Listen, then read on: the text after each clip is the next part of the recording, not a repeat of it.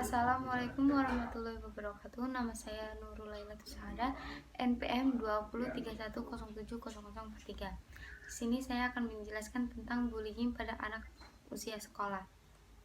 Yaitu ada pengertian bullying, karakteristik responden dan kejadian bullying, status dan jenis bullying, kejadian bullying berdasarkan jenis kelamin atau pemikiran kelompok atau geng, dan lokasi kejadian bullying, dan kelemahan penelitian.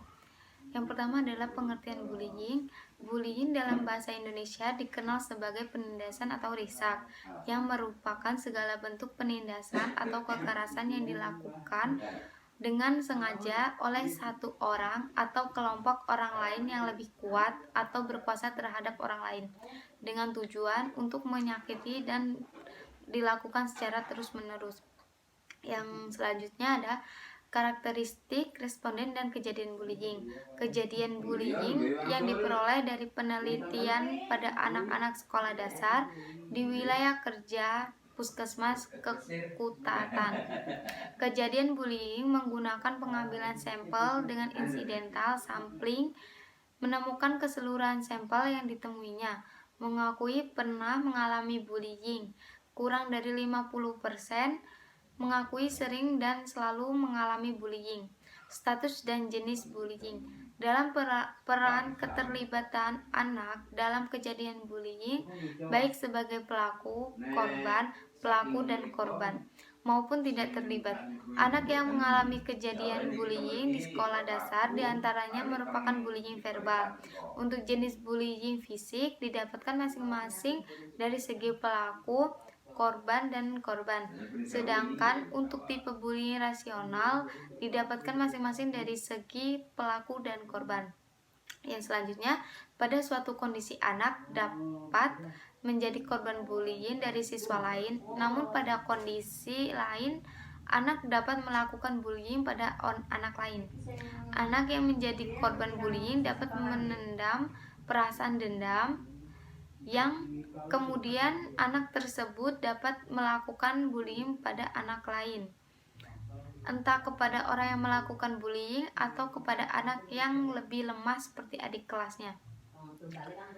Yang kemudian ada kejadian bullying berdasarkan jenis kelamin, pemikiran kelompok atau geng, dan lokasi kejadian bullying. Siswa laki-laki pada penelitian tersebut berkaitan dengan kejadian bullying fisik, dan siswa perempuan berkaitan dengan bullying verbal. Namun pada penelitian ini kecenderungan tersebut tidak ditemukan. Ada pula penemuan yang menyatakan agresi fisik secara langsung ditemukan pada anak laki-laki, dan bentuk secara tidak langsung lebih banyak dilakukan oleh siswa perempuan. Ditemukan perilaku mengolok-olok oleh siswa menengah pertama laki-laki sebesar 89,6% dan 78,1% perempuan, atau bullying verbal. Ditemukan sebesar 68,9% pada siswa laki-laki dan 54,1% pada siswa perempuan. Lalu penelitian ini berasumsi tingkat kejadian bullying di dalam kelas 55,6% lebih rendah dibandingkan dengan kejadian bullying di luar kelas, atau sebesar 77,1%. Kontrol sosial yang dimaksud adalah keterlibatan teman sebaya dalam mengawasi perilaku siswa lain.